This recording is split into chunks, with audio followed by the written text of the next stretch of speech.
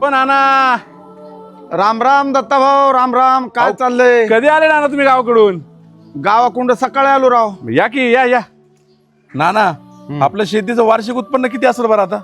8-9 लाख रुपये मिळतात. गाईचं म्हशीचं दूध जातं, नंतर भाजीपाला असतो, ऊसाचं बिल काय येतं 5-7 लाख रुपये, त्यातलं 2-1 लाख रुपये वर्ष खर्च होतो ऊसाला.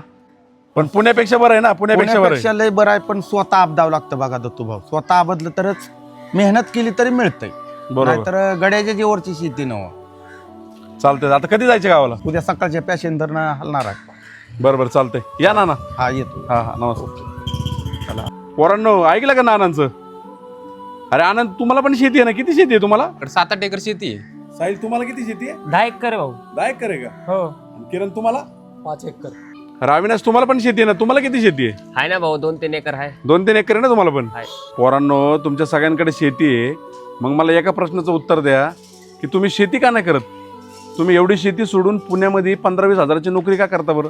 अरे भाऊ, शेती काही सोपी आहे का? त्याच्यामध्ये खूप मेहनत करायला लागते. त्यापेक्षा आपलं पुण्याला बरं आहे. अरे भाऊ, पुण्यात राहायची सवय झाली, गावाकडे नको वाटतं आता. जास्त टेन्शन नाही घ्यायचं, बागायची आणि विकून टाकायची.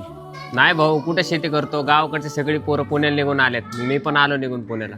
अरे मित्रांनो, तुम्ही सगळ्यांनी जर असा विचार केला तर आपल्या देशाचं कसं होईल राव?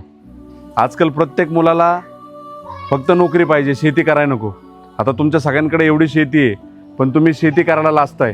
तुम्हाला मेहनत करायला नको. तुम्हाला सवय लागली इथं 15-20 हजार कमावायसाठी तुम्ही काय करताय? 8-8 तास 12-12 तास राबताय. अरे मला मान्य आहे की आजकाल शेती करणं एवढं सोपं नाही राहिलं. अनेक नैसर्गिक आपत्ती येत असतात.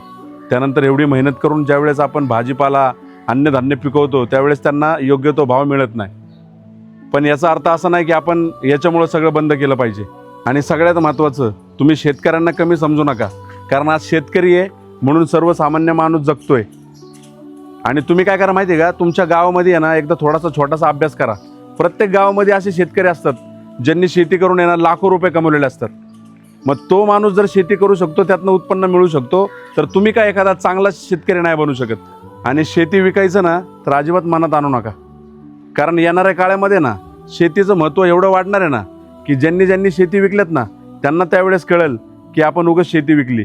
आणि तुम्हाला काय वाटतं, नोकरीची काय गॅरंटी आहे मला सांगा ना? आजकाल नोकरी करणं काय सोपं आहे का? खूप अवघड आहे, लक्षात ठेवा नोकरी करणं. आणि कुणाचीच नोकरी आज फिक्स नाही आहे. उद्या काय झालं, तुमचा मालक दुसऱ्या दिवशी तुम्हाला कामावरून काढून टाकू शकतो. त्यावेळेस तुम्ही काय करणार? त्यामुळं अशी परिस्थिती येण्या अगोदरच तुम्ही आपलं गावाकडे जावा आणि आपल्या शेतीमध्ये लक्ष घाला. आपला भारत हा कृषीप्रधान देश आहे, हे विसरू नका. जय जवान, जय किसान.